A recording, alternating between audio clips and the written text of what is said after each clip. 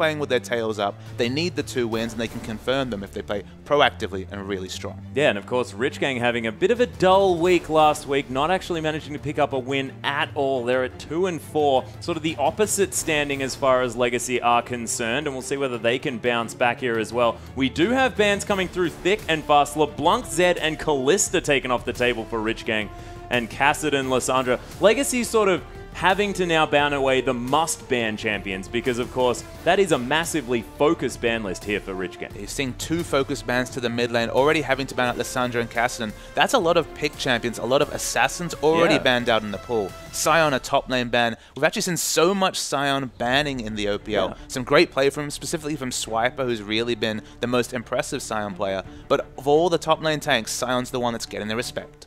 Yeah, and of course, Cardred, a massive tank on that champion as well in previous matchups past. Fiddlesticks is the hover here, first up for Rich Gang, but that's probably not going to be the pick. And we'll see what Rich Homie decides to take away. Of course, a little bit of an interesting player, likes picking up the likes of Malphite to really allow these huge team fights to come through. But we'll see what the decision is going to be. Of course, I believe we're still on 5.3, so no 5.4 to come down just yet. So Jarvan, that man that has just been locked in for Rich Gang, still going to have armor on his stand. It's still pretty good. Worth noting that with the revolving door that we kind of seen with the Rich Gang's roster, of course, Squiggle was playing last time out. The Rich Homie's back in the lineup. We see a bit of a role swap in bottom. Destiny's moving to AD carry from support, and Fence Boy's come in as the sub-support player. Yeah, and Fence Boy, I mean, been seen around the traps just a little bit, but not really had a stake of a name in the Oceanic scene just yet, and we'll see whether he can really demand some dominance here. But Destiny moving to the AD carry role is very interesting because I've seen him in that support role for so long so far here. Yeah, I've been looking at his previous champions played in solo queue. He's played a bit of the AD carry. It's kind of been a little bit of everything. Caitlyn, Graves, Jinx, all in there. So he definitely can play all of the meta picks, but he's very much untested in terms of the highest level of competition players. So maybe this is a chance for Tallywhack, of course, a new AD carry in his own right this season, to stake his claim and really open up a big advantage in the bottom lane. Yeah, that being said, there was a little bit of a Fiora hover here, but it is going to be Choo-Choo's on the Ahri, and already Legacy have identified what they need, and they need to have Choo-Choo's on a champion that can outplay Ahri. That'll do it. Worth noting that, of course, Chenny Boy's best champion in the OPL so far this season has been the Ahri. Even on patch 5.3 with some Ahri nerfs, Chenny Boy on those pick champions, specifically the Ahri, has been so impressive in the wins. But of course, his Orianna, we've seen a couple of times when he's on the wave clear champions, he's struggled a bit. So I like them taking away, even though they're very early picking what will clearly be a mid lane champion, just denying it from Rich Gang, I think is so important. Of course, Ahri's skill matchup, they're basically synonyms at this point. Yeah, that's right. I mean, it could be an AD Ahri or a top lane Ahri. Okay. Who knows? Who knows what could happen here? But yeah, most likely Choo-Choo's going to be picking that one up. Carbon is going to be very comfortable on that Rek'Sai. Has played it a couple of times so far with mixed results. As now Huey and Chenny Boy hovering some champions here as well. And it's going to be the double support lock-in here. The answer from Chenny Boy to Ahri is going to be the Lulu. So just doesn't want to die in this lane. Again, coming back, could be a top Lulu, I guess. Still potential for that. Could be a support Lulu. And look at that lock-in. We thought maybe this was LCK, LPL, NALCS only, but no. It's probably going to be a support Veigar. Yeah, and this isn't 5.4, ladies and gentlemen. That event horizon is still ultimate worthy as far as an E-skill, and I'm looking forward to E-Gym now with Veigar in his hands. And of course, Tallywhacker on Sivir is going to be able to speed that Veigar up to be able to get these event horizons exactly where he wants them. And the thing about the event horizon, you throw it down and suddenly pick CC, light the charm. It's so damn easy to hit those with the 2.5 seconds at max range AoE CC coming out from Veigar. Suddenly this Ahri pickup, which was looking good in lane, a safe blind pick, could be really deadly. Oh yeah, it's going to be very scary. Couple that with the fact that Carbon is on this Rek'Sai as well. She can get around the map super fast, can unburrow on targets, lock them down so that event horizon can come down oh so easily. And you have a terrifying pick comp to come through from Legacy. But the answer, of course, from Destiny is going to be that Caitlyn. He wants to stay as far away from E-Gym as he can. Fantastic laning matchup, of course, for Caitlyn against the Sivir. We're talking 150 plus range difference between the two AD carries. So if you orb walk effectively, you get those autos in, you get the last hits, you get the harass. Very difficult for Sivir to get through that lane. I mean, for Veigar as well, they're going to have to almost play super aggressive if we do see a 2v2, just to go, because the standard laning phase, even though it's a Janna lane, Janna Caitlyn, we're talking auto attack harass every time. Yeah, and I mean, Rich Homie now going to lock in that Rumble here as well for that Jarvan Rumble combination. Always been strong. Actually only picked up this Rumble once, and it was in the OCS, but they picked up a victory on it. So looking to see whether he can repeat that performance after quite a few weeks of play. So we end up with the Gnar as the final counterpick for Cardred in the top lane. Of course, Gnar versus Rumble, a very standard matchup. We know Gnar's going to be able to push in the Rumble early. Rumble does struggle in the laning matchup, but as you mentioned, look down this Rich Gang lineup. So much AoE wombo coming through. If Huey gets tanky, you're going to amplify that with the only other dive champion. Of course, Chenny Boy can throw the Wild Growth onto that dive champion. The AoE layering of the CC and damage coming through is going to be massive for Rich Gang. But you pointed out, for Legacy, this is a pick comp and a push comp. They can rotate with the Sivir, plump down that event horizon, say, yep, we're going to take your turret, and you can't walk through this to deal with it. Yeah, ain't nothing they're going to be doing about that. And having that on the hunt combination with this Mega Gnar, being able to just pop that ultimate and get this Gnar exactly where he wants to be. You put that with the event horizon and Choo Choo's just going nuts with all that consistent damage. You've got a terrifying team fight as well as the pick potential coming through. And that's kind of the crazy thing about Veigar as well, because it's kind of come really late. We haven't seen Veigar changes until this 5.4 patch where, you know, for the intents and purposes of Veigar support, Veigar's been nerfed. Because again, the instant cast event horizon is so flexible. People used to think, okay, it's for mid Veigar, throws it down, presses his buttons, you explode, especially if you're an AP champion, and that's it. But support Veigar, kind of the genius thing there is, okay, you can get picks with it, that's clear.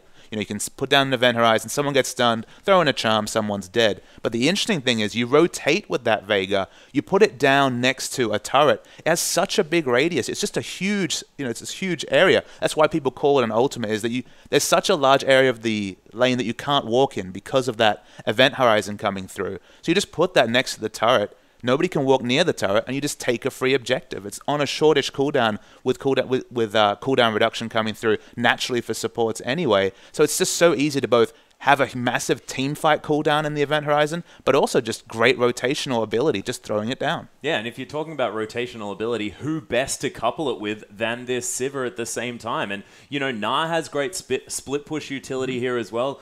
Ahri, incredibly safe, so you can get some free auto attacks on some turrets and still stay okay.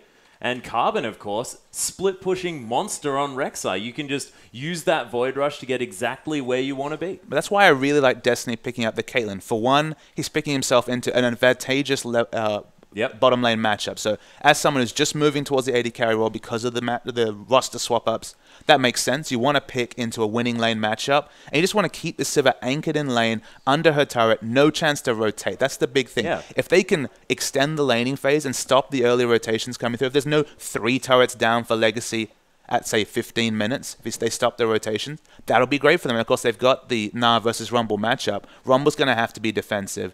Theoretically, it's going to be interesting. It's going to be kind of a war of attrition. They just want to stop the early rotations coming through with that Veigar. Yeah, and is it all going to come down to Fence Boy here on this Janna as well? Sort of the sole disengage to come through from this team? I think in the late game especially, that'll be important. Of course, if Janna and Caitlyn get stunned up, that's going to be massive. They need the Janna hanging back even more than she does usually. Of course, as a Medjai's user, known so much to stand at the back of the fight, disengage, disengage, disengage. She'll have to watch her position. If she dies first in a fight, it's going to be difficult for Rich Gang to pick up a team fight victory. Yeah, it's going to be very difficult. Of course, they've got Chenny Boy as well. That Glitterland's fantastic, slowing down approaching enemies coming through, but I'm not sure whether it's going to be enough just because on the hunt, so much consistent movement speed.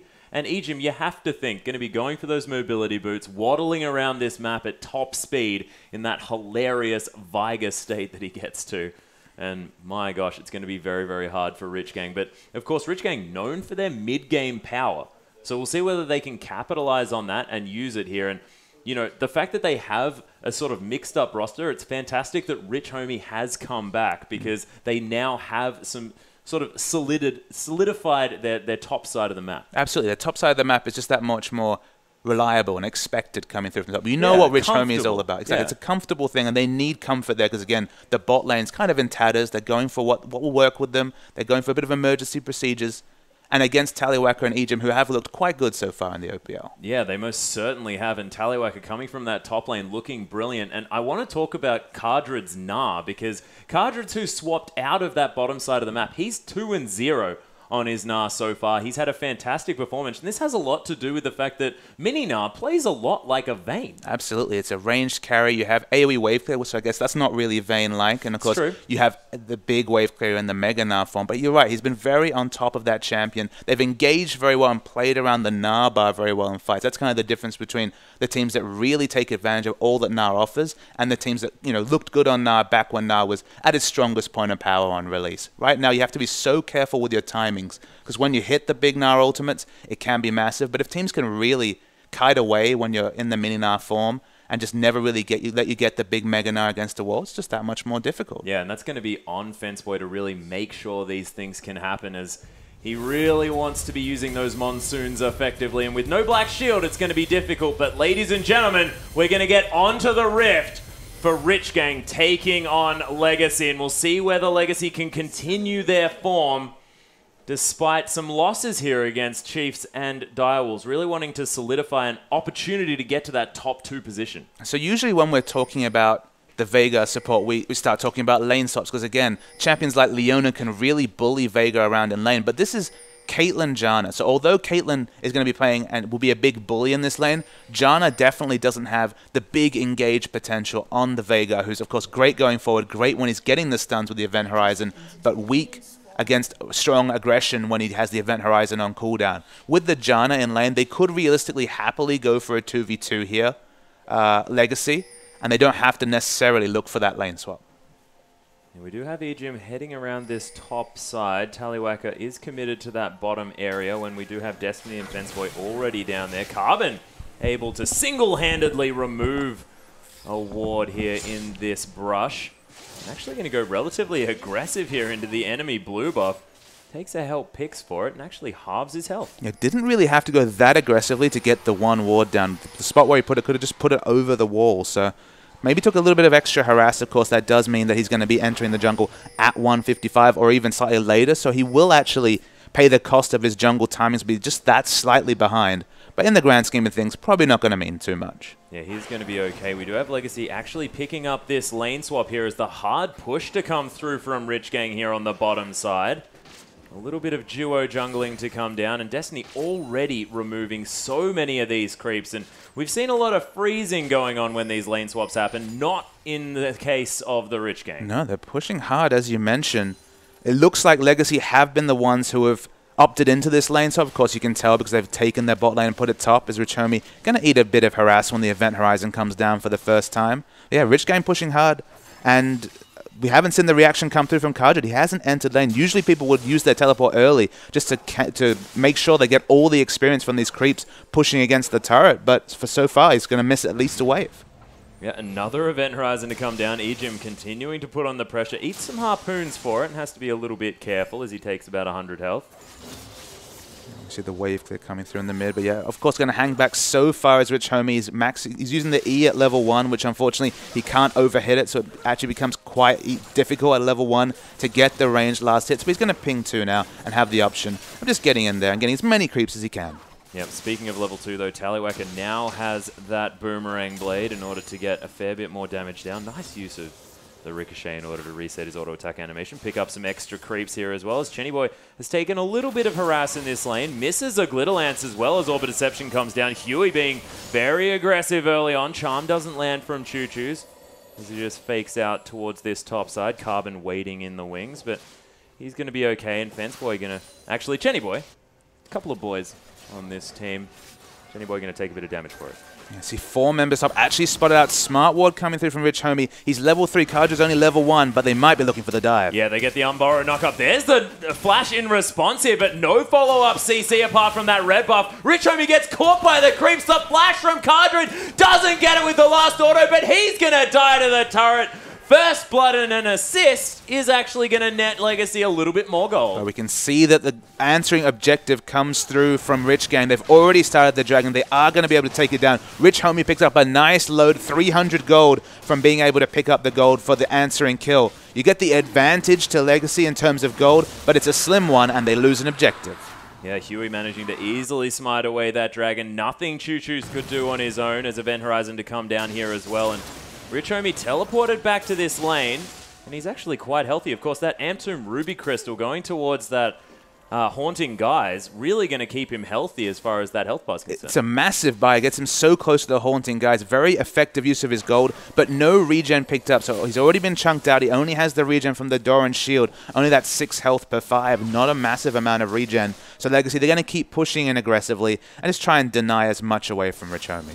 Yep, Choo-Choo's now with a little bit of an advantage as far as the CS is concerned in this mid lane, about 5, but is running low on that mana, has been harassing a lot with that Orb of Deception, which has gone up in mana cost just a little bit as Cardra just bounces on a few of these creeps.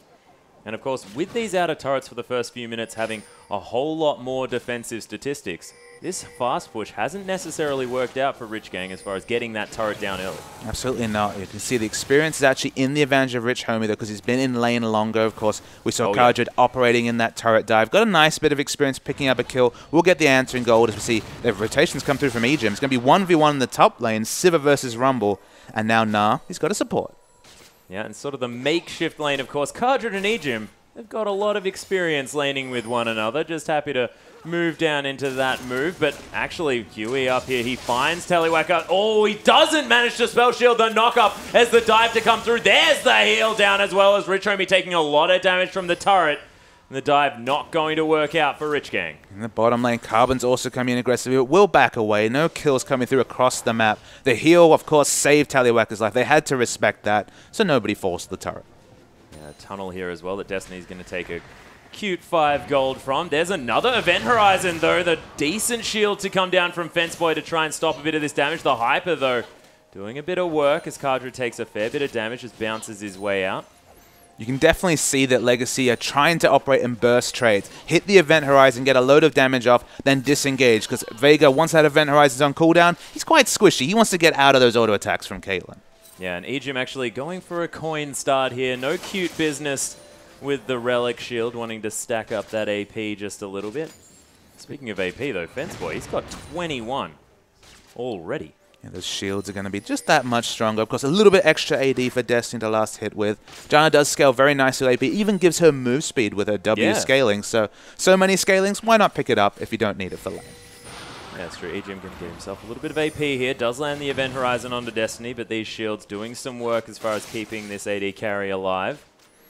The coin star actually does make him want to sit in lane more because, of course, most of his gold generation is tied to, those creeps dying around him. So maybe we won't see as much roaming flavor, at least early, coming through from Ejim.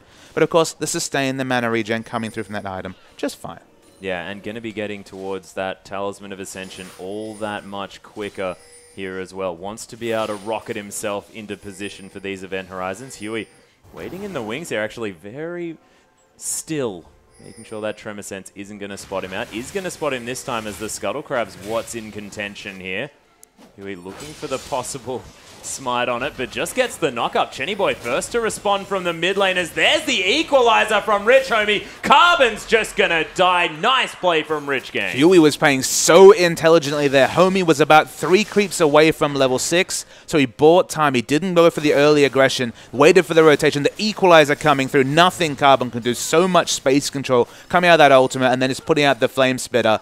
Smart kill coming through from Rich Gang. Yeah, and Ejim actually coming up here towards the top side, has to use that Event Horizon defensively as Choo-Choo's does manage to get the true damage there from the Orb of Deception. He's playing from the wrong side, but there's the Wild Growth and the Spirit Rush to come down. Choo-Choo's a little bit less tanky than Chennyboy, who is going to flash away as Cardra teleports in, but not going to find anything. Just a little bit of a optimistic teleport there as Huey not going to be caught out either. So I really like that little trade between Choo-Choo's and Chennyboy, because if you watched, Choo-Choo's held onto the charm for 8-9 seconds of that engage. He was looking for it for the final kill pressure coming through. Kept his flash, but the summoner used by Chennyboy.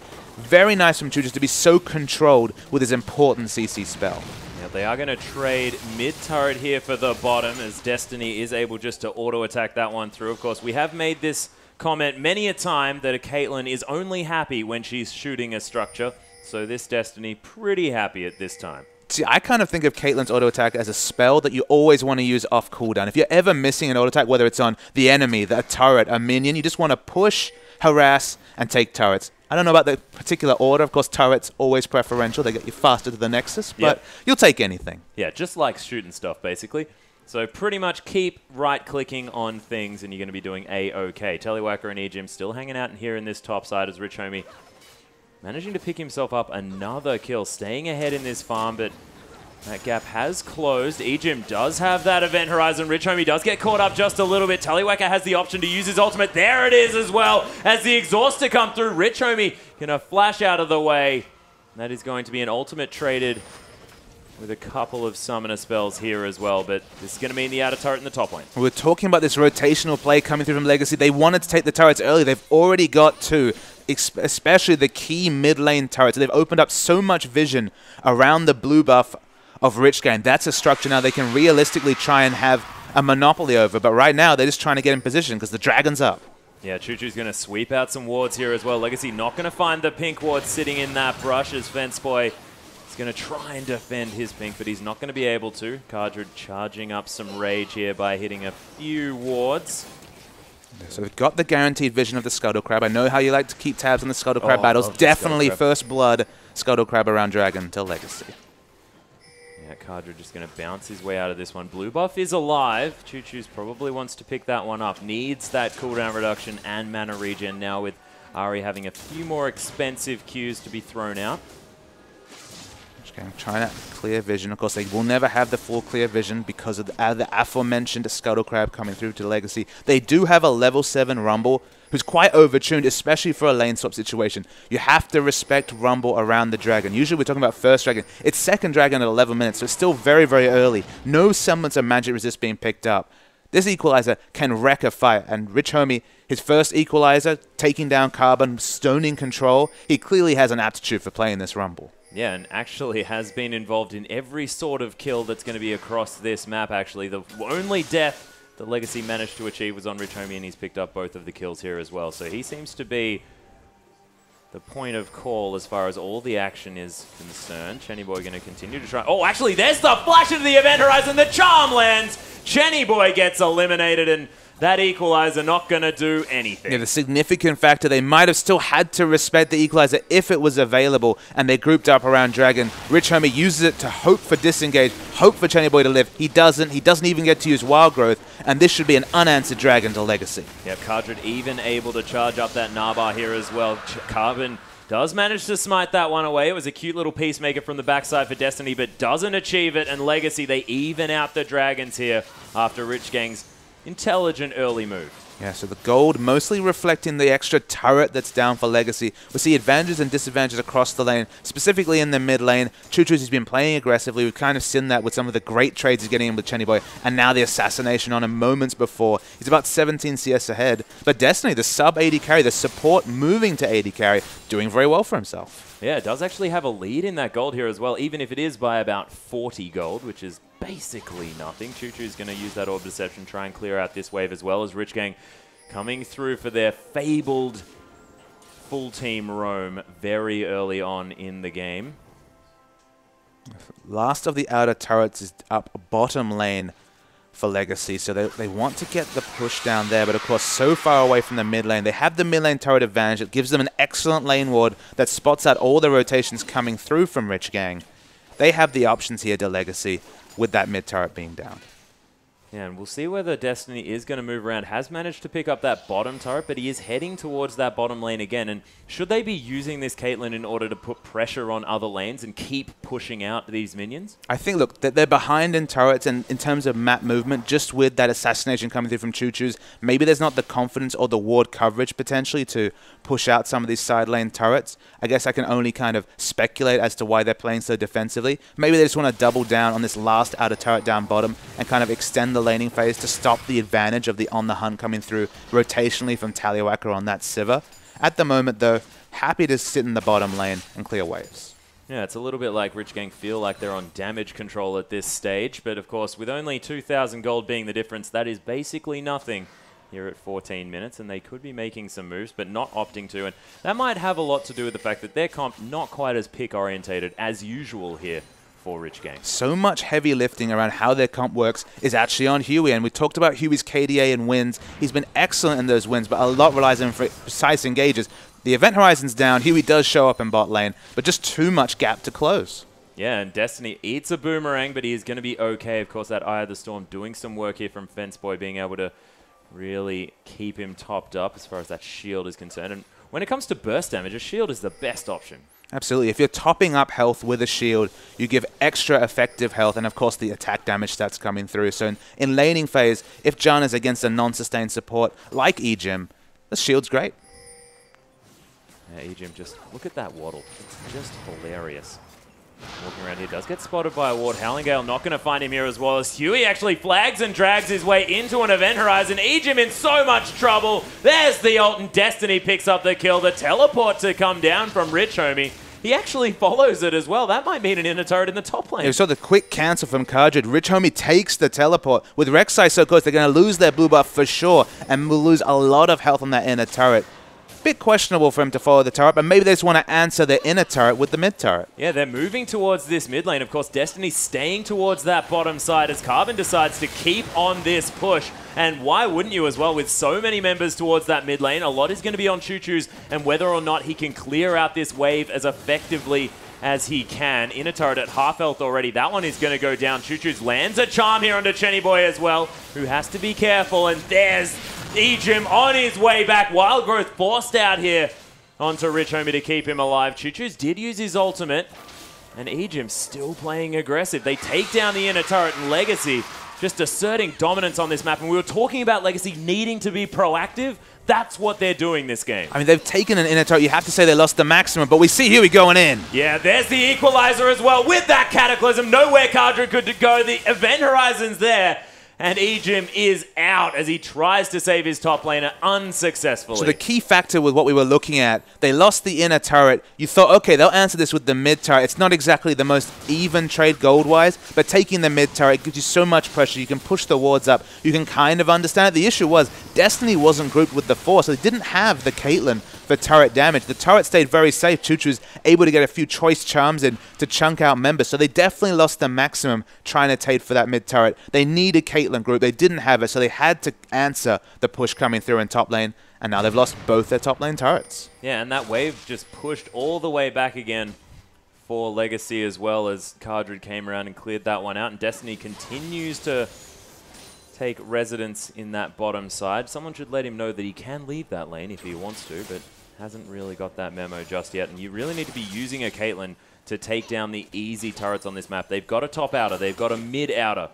You really need to start really putting the pressure down, because if he just stays in this bottom lane, not really doing anything as far as objective control is concerned, it's just going to be Rich Gang falling further and further into a hole, you have to think. Yeah, I follow the conventional wisdom, because of course a lot of people say, oh, but Caitlyn falls off in the mid game. I don't agree, just because Caitlyn's ability to take turrets is unparalleled. Being able to put down the traps to zone space, to have the great reliable escape in the 90 caliber net, and the 650 plus range, able to just auto attack down turrets. In the mid game, your job is to rotate around and take turrets. If you're just anchored under a turret, clearing waves and doing nothing offensively, yes, you'll fall off, but that's just your own strategic decisions, not necessarily the champion.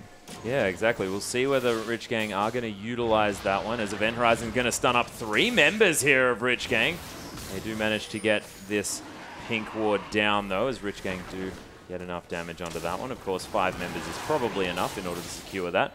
Chenny Boy not going to get hit by that Dark Matter, as Legacy looking to start something up. Ejim does have the Event Horizon there again. Zones out so much control, but it's a decent equalizer. Carbon goes down so low after picking up a kill, but it's Choo-Choo's and Ejim following up with so much damage. Rich Homie manages to answer with Choo-Choo's, but he's getting slowed down, and the On the Hunt is enough. There's another one as Ejim lands the stuns. It is a lot of damage back, and Destiny doing some work as he gets a double kill, but he's the last man standing. Legacy, they win the trade, but not by as much as you'd expect. Not by as much at all. Carbon decided to split push and push in a wave rather than regroup. Okay, he was at low health, but it would have been a 3v2 outnumbered situation. As a result, Destiny suddenly 3-0-1 and double buffs, now sitting on 1,500 gold. He might kickstart his build, but you look like just with Carbon ulting back in, using the Void Rush, you have to think they want this second dragon to Legacy. Yeah, Rich Homie did have a very nice time with that equalizer as well. It was placed beautifully here. Him and Huey are able to do the work as Rich Gang, they've got a couple of members. EQ over the side, and that's an easy steal for Huey Ace in the hole under Carbon. Cardred's here as well, trying to build that Naba. That's a triple stun from the Event Horizon. Huey's going to go down as Chenny Boy just does not have the damage. Another on the hunt to come through, and another knock up from Carbon. It's a double kill. Absolutely. Huey and Chenny Boy were left for dead for Destiny there. Even though he had the double buffs, decided to move away. Didn't like the engage that was put in front of him. Doing no damage in the backline, of course, gave Legacy free reign to go in. They lose the Dragon, but they pick up 2 exit kills. And you notice that Dragon was going down a little bit faster than normal. Carbon is again going for the Trinity Force. He loves the carry, but you can see the skirmishes. Saber is all about those skirmishes. He wants to fight at every opportunity. He marks the target, they do less damage, and he just gets in their face and does the damage. Yeah, this is why he was so surprised at how passive the European players were in that interview when he was over for Wildcard. Of course, wants to be fighting all the time, and they were wanting to play strategic League of Legends. What's that about? What's that about? You just want to fight at every opportunity. And you can see that with the builds across Legacy. Rich Gang, Chenny Boy in particular, he's just trying to answer the pressure coming through from Choo-Choos. And even though he has a very similar build, of course, slightly undertuned in terms of AP, we saw Choo-Choos as basically a frontline fighter in the early fight, doing a lot of damage to the backline, nobody to peel them away, of course. When Huey's diving in, there's not a lot of peel. Even with Fence Boy on the team, they haven't been able to peel away that Ahri. Yeah, and I mean, Cardred here as well, it's a very, very tank-focused Gnar build. No cheeky brutalizers to come through. No Phage there as well. Nothing like that, just going for full tank after his Doran's Blade. And that seems to be working out fantastically here because he's so tanky.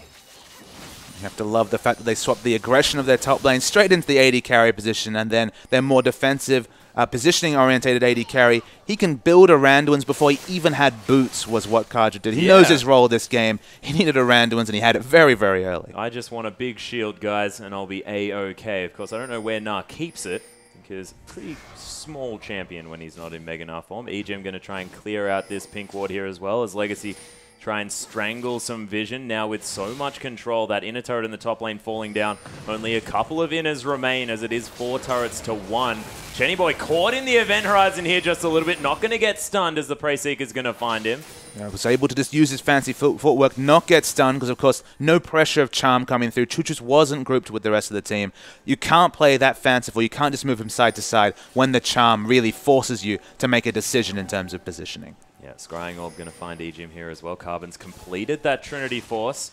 And we're normally talking about a top lane power spike when it comes to that item, but not this time. It's in the jungle. I mean, 3-1 and 2, so he was snowballing to an extent you can understand a Trinity Force. And can you really blame someone for building a Trinity Force out of the jungle when he finished it at 20 minutes? That's a very good clip for anyone to pick it up, especially with already Boots 2 and another offensive item in the Warriors being completed. Carbon is so overtuned for damage. In terms of gold lead, he's 3,000 gold ahead almost of Huey. And that's all damage. He spent all his advantage in damage. Yeah, and he's got a 70 creep advantage here as well. Has been split pushing, and this is what happens when you build damage on your Rek'Sai. You can use it as a legitimate split push source because you're not just a damage soak. You're a damage threat in these fights. And the crazy thing is, you look down the CS values, it's not like he's been taking the CS from other people. It's Rich Homie again. He's been trying to group.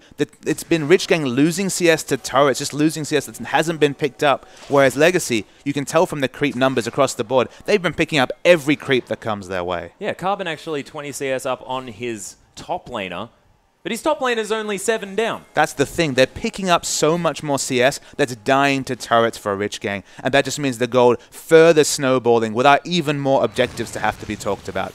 5,500 gold is the lead. It's big, as Cardred, he wants to steal away the blue buff. Yeah, and Legacy now with a huge opportunity. Rabadon's death cap has been completed by Choo-Choos. He's got so much damage on his Ahri at this stage. Doesn't have boots too, just has a sweet red hat. Actually purple hat, it's just red background. It confuses me there just a little bit.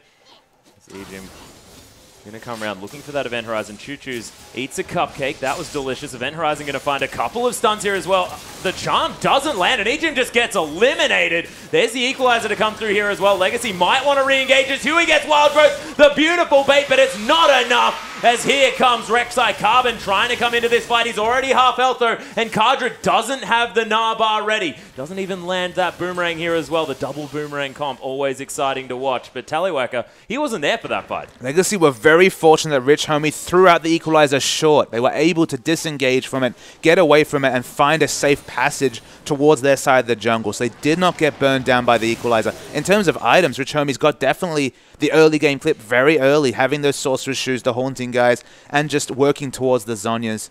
So he's actually looking fine. That was a big equalizer, but again, just a little bit short, allowed them to be disengaged from it. Yeah, of course. Did secure the kill onto Ejim, but Ejim doesn't really mind that much, of course. He's a little Viger, and once that Event Horizon's down, his job's basically done. And Ejim also bringing up some skin differences with it, bringing up the Baron von Vega, not the superb villain Vega we've been seeing recently. I like the Baron von Vega. It's just a bit more evil. Yeah, it is definitely evil for obvious reasons, ladies and gentlemen. Rich Homie going to keep clearing out these minions. As Ejim is going to get rid of a ward here as well. Takes him a little while, but in the meantime, Chenny Boy, he's dead. Chenny Boy actually had gone for a bit of a walk and found 3 members of Legacy in his face, so he just kind of instantly died. Yeah, I was excited about Ejim clearing a ward, but Chenny Boy died in the meantime.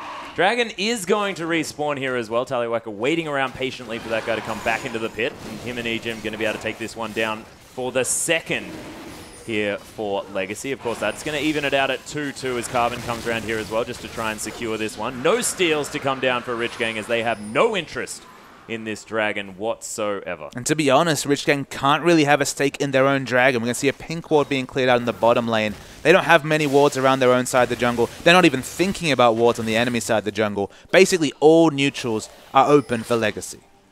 Yeah, and they're going to be able to take down this inner turret as well. They've got a lot of damage as Carbon's got that Sheen proc here as well. Huey gets caught by that Event Horizon, but it's only going to be on 1, and that's going to mean Huey wants to come in. Ejim goes down solo. There's the equalizer just to kill the Viger as now the on the hunt's there. Cardred with a beautiful evolve. There's the flash into the Nara as well. Gets the stun, and both supports are now dead, but so's Tallywhacker. Rich Gang managing to turn this one around. Destiny now free hitting from the back line, but a double kill for Choo Choo's as he finally turns up. That's going to solidify it here for Legacy. Choo Choo's rotated very, very late. Only picked up 2 exit kills. In terms of a 5v5, Legacy would have won at landside if they were grouped. That's why we saw the overcommit onto Vega. They wanted to get a pick before Choo Choo's could group. And in the end, a very even trade despite how far ahead Legacy are in this game. Yeah, Legacy's still able to get an inner turret, but let's see what happens. So they definitely overcommit here for Ejim. Watch what he eats. He uses the Cataclysm, and they only get the equalizer damage on Ejim. You can see on the minimap, Ari's still rotating. She's very slow to rotate. So they want to get as many exit kills and get out here, the Rich Game. But so fortunate, the Gnar comes out just the perfect time.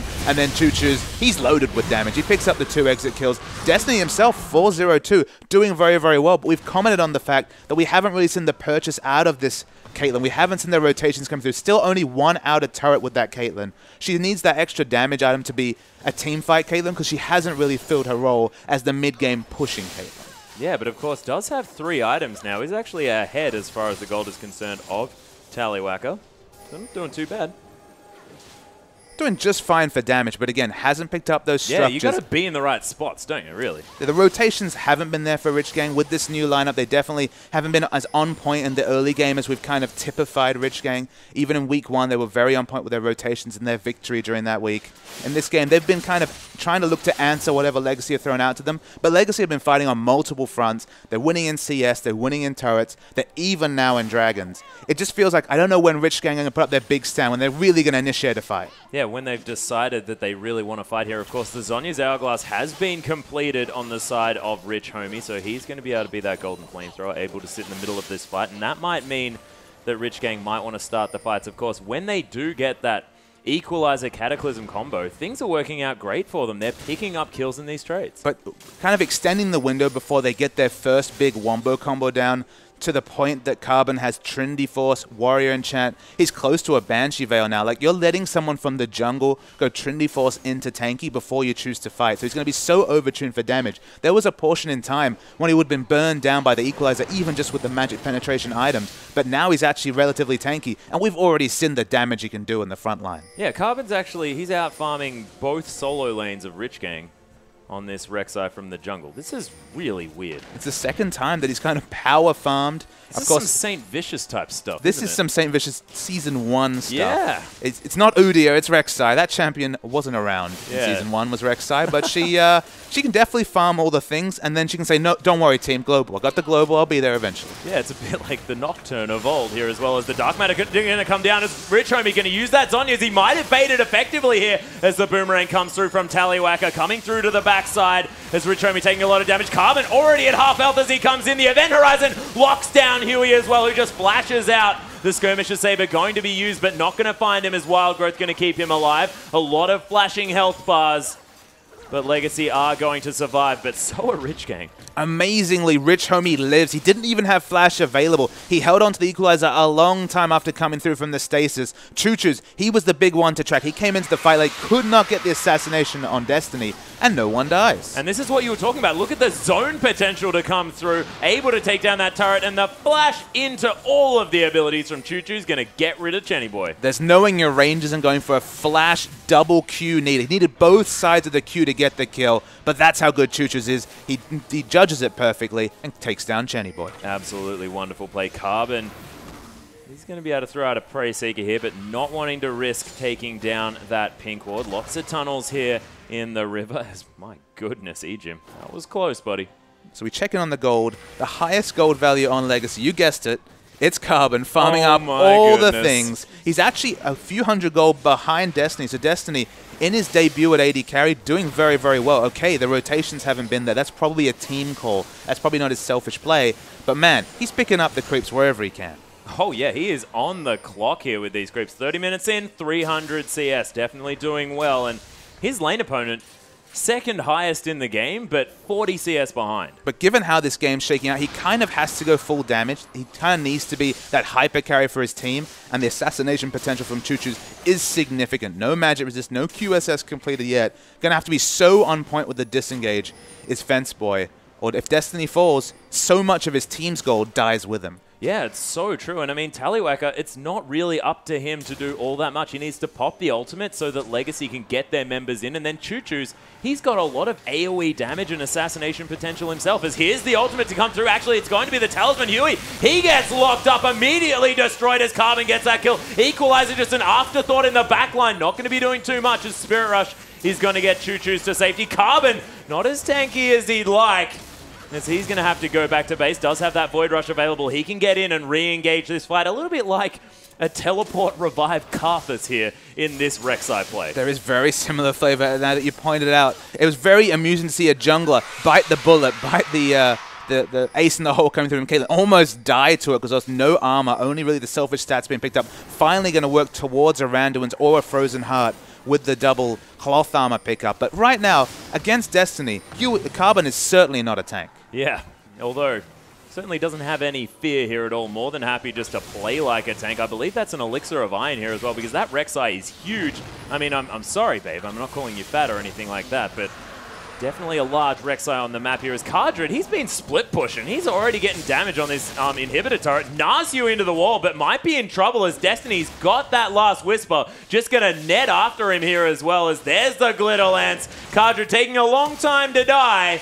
Finally going to use that flash. There's the Cataclysm as well, as Ace in the hole going to lock down that kill, but it took a lot of time. Some fancy footwork, some disengaging, but you can't run away from the sniper. The Ace in the hole comes through. Destiny continues to pad his stats, 502. Still the richest member on the Rift at over 13,000 gold, but Choo-Choo's, he's trying to catch people in transition. Yeah, Fence Boy gets caught by the abilities here of the Legacy lineup as Rich Gang, they're just going to die here. That was beautiful. That Orb of Deception was like watching someone play the piano. It was lovely, just gliding over the enemy And team. Carbon gives him, the slight clap. He claps a little bit because he doesn't care. He's split pushing. He's not interested in any of this team play. And he's going to just DPS down this turret. Yep, PvE League of Legends coming through here as well from Carbon. He's going to get the inhibitor turret. There are 3 members down there as well, but the Baron is the call for Legacy as Cardred turns up. He's got the Banshee's Veil, which Baron is just going to dispose of here as well. He's happy to tank this one up as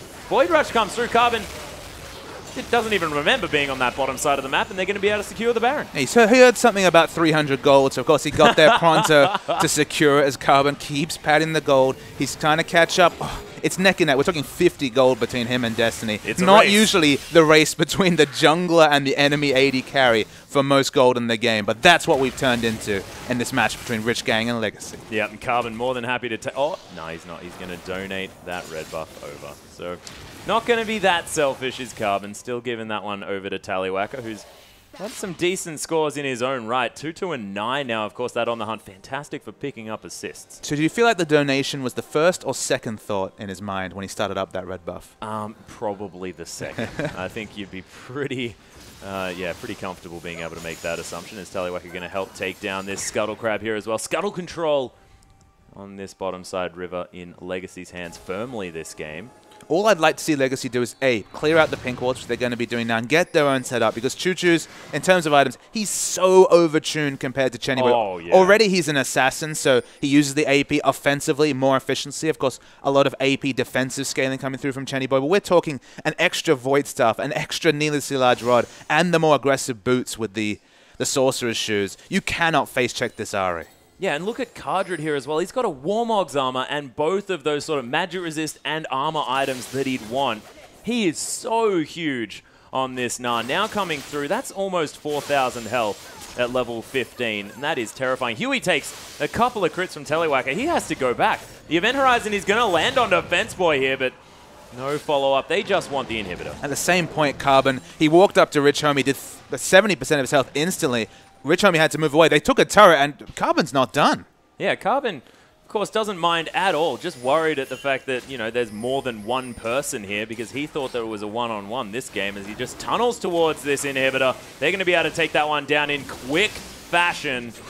There's Legacy just having their way at this stage. There's the Cataclysm, the Equalizer to come through as well, but Huey dies instantly. It is going to be Ejim falling down, but that seems to be exactly what happens and part of Legacy's plan here in these trades. We mentioned that Huey, he's the only frontline, he's the only member of Rich Gang who can initiate a fight, and you can kind of see how that's been going for him this game. 1-7-11, he's got 12 out of 13 kill participation, but being a soul tank and diving into the Choo-Choos and Tallywhacker as strong as they are, it's just suicide. Yeah, Legacy actually going to find Rich Gang here as they're checking about. No reason for them to be this side of the jungle at all. There's no Baron. They may have actually been caught out, but it's not going to happen.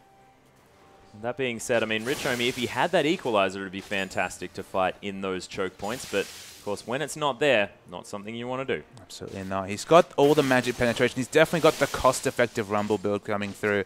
He's actually still in head in CS with Karjan. And if you've played Rumble, you know how hard it is to keep the CS up on that champion. He's great at team fighting. He's great at picking up kills. Not so good at farming the minion. Yeah, that's probably why you play him in the jungle, isn't that right? Rumble in the jungle. Oh, It works. Yeah. It's so much synergy. He's got the skin. It's a go button. It's beautiful. Beautiful. I've actually seen your Rumble in the jungle, and it's quite effective. Huey actually going to get caught out here again. That is the E coming through from Ejim. Just doing so much work. Choo-Choos is going to finally kill Destiny somewhere on this map as Carbon. He's super tanky, super amounts of damage, and there's super creeps in the base now of Rich Gang. It's getting scary here for these guys. It's getting super, absolutely, Atlas. Choo-Choo's finally managed to get the assassination on Destiny he was looking for. You could tell this whole game he was like, I need to kill this AD carry. He's the only one with gold. And finally Destiny, in his pro debut at AD carry, falls down. Yeah, that's another Event Horizon. Chenny Boy's gonna die here as well. Had his ultimate available, no opportunity to use it. The Flash Charm onto the Nexus because Choo-Choos thinks he can kill it before these turrets go down with a spell, which is actually impossible. The Gnar into the wall, is it gonna come? As Cardred, so much damage! This is ridiculous! Carbon is just tearing through the members of Rich Gang. And Tallywhacker, he almost goes down, but this Legacy squad really looking revitalized after last week. And Carbon's Rek'Sai, the second time we talk about it, we thought, okay, maybe it was the snowball last time. Maybe he was just going for the Triforce because, hey, he had the extra gold. Yeah, may as well. Doesn't seem that case. Most gold in the game. Offensive build coming through, chunking out top laners, out-CSing AD carries. Carbon, he does disgusting things on the Rek'Sai. Yeah, he almost managed to catch up to his own team member in the mid lane here, Choo-Choos, but he was ahead in farm of every other member of the Rich Gang other than Destiny. And let's have a look at a replay just to see whether Carbon does anything, because he was on the other side of the map a lot of the time. So we'll roll this tape. It's earlier into the game, and Carbon's at the front, chunking out the turret like we spoke about. We're waiting for the engage. They just poke out Huey. I think Huey is going to make one of his big engages. They did not work for him this game. Diving into so much AoE damage. This is where they take out Ejim very early, and we don't see Ahri grouping just yet. So Ahri's damage or Ahri's gold is for naught to be. They have to use the Gnar just to pick up Fence Boy. But when Ahri comes in, you can see how much burst damage she's doing.